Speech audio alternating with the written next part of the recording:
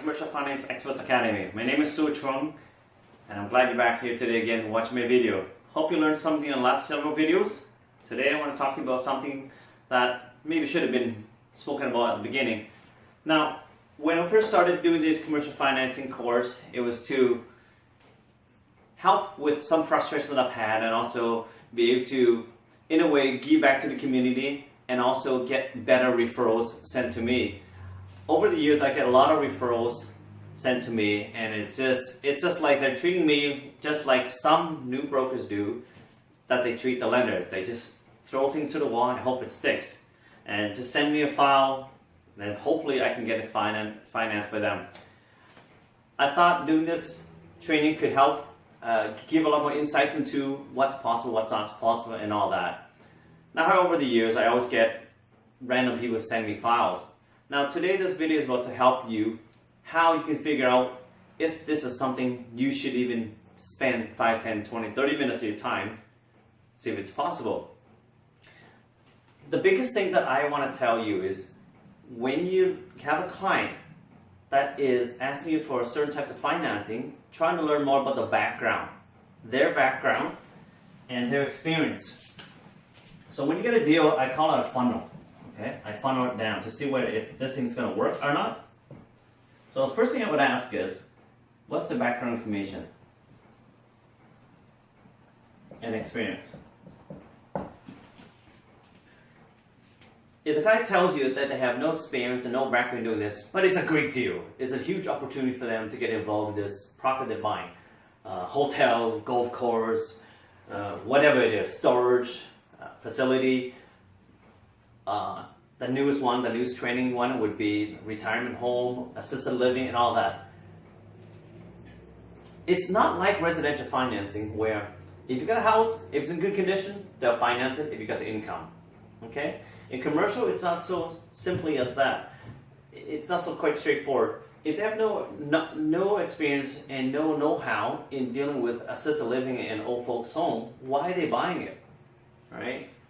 If they're buying it, do they have plans in place to be able to facilitate that and manage it, right? What are their plans?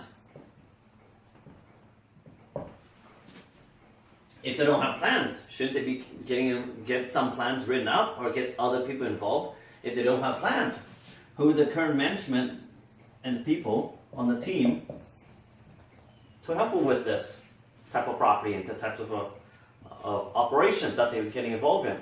Now, the worst thing that any lender wants to do is foreclose on a property. What is the likelihood of somebody who owns farm property wants to sell his farm and then move into assisted living because he's getting older and he thought this might be a more lucrative way? Perhaps he can have a resident there and be a resident caretaker? I don't know, I'm just suggesting. It's funny because people have these great ideas, they have this wildest ambitions, but yet no way to fulfill that. And as any lender, one of the biggest risks is not about the income risk, it's about the management risk too. Because I'm sure if you put the worst person in place of Tim Hortons franchise, I'm sure they would put that place out of business.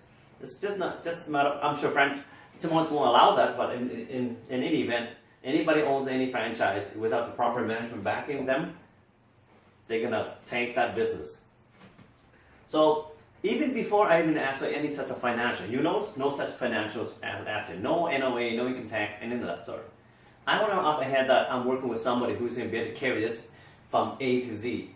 Sometimes commercial financing takes longer, especially when it's deals specifically with commercial property, and it gets wilder and much drawn out. And this is something that's in multi-phase, such as renovating this apartment building, then convert it to old folks or retirement home, which is one of the going trend right now as well. See, this is just a small part of commercial financing. To get the right deal, you need to know about what is their story. How are they going to make this work? What beliefs do they have, right? What is backing their belief? That's what I want to know, right? Not just I got a deep pocket, I got cash, I can buy it out, but I just want cheap money. Can you finance it? Well, I sort of could in that scenario, but it's not so simple either. I need to know that you're not going to squander that money, right? So that being said, if you do find a property and you're uncertain about how to go about it, give me a shout. I'll give you some insight, but watch this video and just ask more questions. Now, when you get all that information together, if they do give you all of that and it's good story, good plans, management and all the teams in place and all, you have to ask where the money's coming from. Do they have a rate in their account? Can you provide me proof like today? I don't want to hear that, oh yeah, we're selling a farm, yeah, it's gonna happen. No, I want you to show me proof that this is a free subject, that you've sold your property, just as if somebody's doing a back-to-back sell and purchase in the residential world, we want to see too as well. Now, in all fair, commercial property is quite more complicated than that. There's other things that are underneath that they need to know about. Upfront expectation, that's what I always talk about in the other video. You'd have to tell clients there's a lot more time involved. You can't have a 4-week subject removal. You may need longer than 4 weeks in those kind of scenario. You need proper reports and assessments, such as checking the soil sample for environmental concerns to make sure that the property is in good condition with no hidden oil tanks in the past or any current or past use that's going to affect the current use, right? Yes, you can convert a gas station to a nice new franchise for Tim Hortons, but they probably need to do remediation of the soil as well. So that's one of the things, and the appraisal will be required, as well as a whole bunch of lease documents up front. Now, I would never get involved in financing if they cannot provide any of that information, or at least 3 to 4 years financial statements in the past for that property or for the operation itself. Okay, and there's more complicated pieces to the puzzle for commercial financing, but overall, know a good deal, know it's a good file, and is it possible to get this deal done.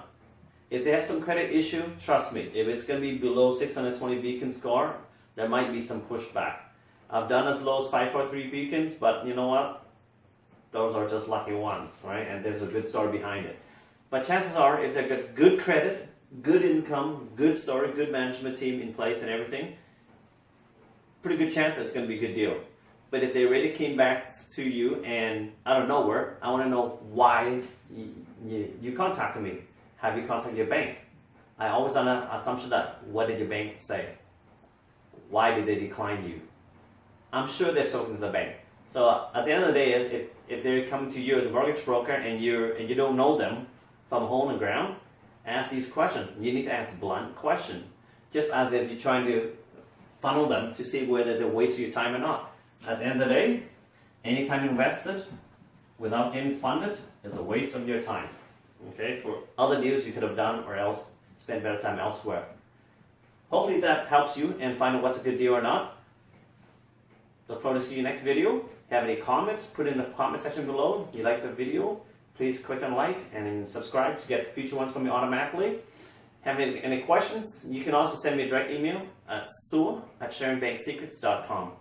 For those who are interested and want to do more commercial financing and take my weekend course, I have it every second month right now. And check out commercialfinancingmastery.com for the next workshop. commercialfinancingmastery.com. Take care. Have yourself a great day.